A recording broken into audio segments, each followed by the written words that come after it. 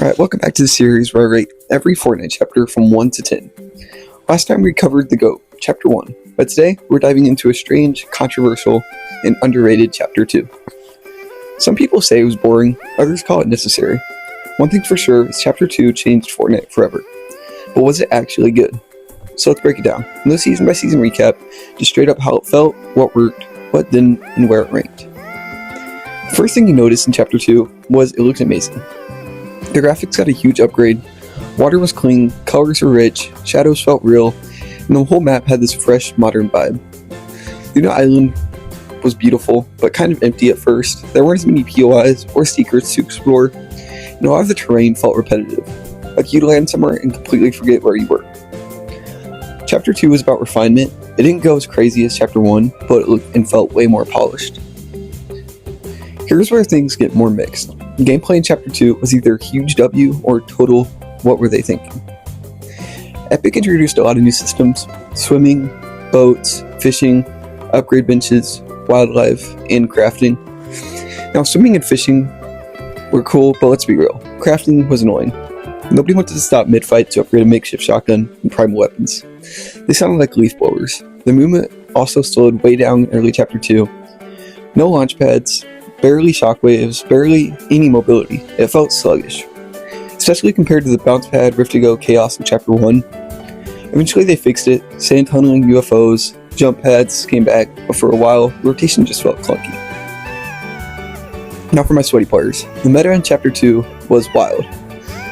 There were seasons where the loophole was perfect, pumps were back, mythics were fun, and exotic weapons were balanced. Then you had seasons where the best shotgun was a makeshift.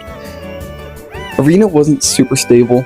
Some seasons were filled with aim assist drama, third-party spam, or just overpowered mythics, and competitive Fortnite felt more like a beta test half the time. It wasn't playable, it just felt like Epic couldn't decide who they were balancing the game for. One thing Chapter 2 did really well was the vibe. Even when the gameplay fell off, the world of Fortnite felt alive. You had spies and vaults, a flooded map, alien motherships, primal villages, and everything was super immersive. And let's not forget the collabs: Marvel, Star Wars, DC, Rick and Morty, Street Fighter, Neymar. Why was Neymar in there? But it was chaos, but fun chaos. Fortnite became more than just a battle royale. It was turning into a digital universe. Chapter 2 was also the start of a real story building. You had Agent Jones jumping realities, the Seven finally showing up, Midas flooding the map, and the IO becoming the villain. There's actually lore now, and it wasn't just hidden in files. You could feel it in-game. And the live events, so good. Travis Scott event broke the internet. The Device event made the storm a giant water bubble.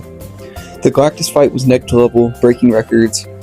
And the end of Chapter 2, when the island literally flipped, was iconic. They weren't just events, they were moments, stuff you remember months later. The Fortnite community was split during Chapter 2. Some players called it boring, especially the early parts. They missed the OG days of crazy mobility, meme weapons, and fast-paced fights. Others thought Chapter 2 was necessary. It cleaned things up, pushed Fortnite into a more polished, long-term version, less goofy, more cinematic. And honestly, they're both right. Chapter 2 felt like Fortnite growing up, and people weren't sure how to feel about it. So alright, it's time to lock in. Chapter 2 was a reset. It gave Fortnite a visual upgrade, introduced better storytelling, added some wild mechanics, and built up one of the most iconic in-game universes.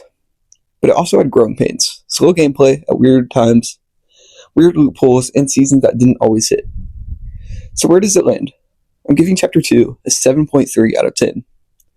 Not the best chapter, not the worst, but definitely important, and way better than people give it credit for.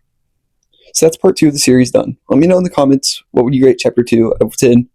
What was your favorite memory? The Galactus event, getting destroyed by a primal shotgun.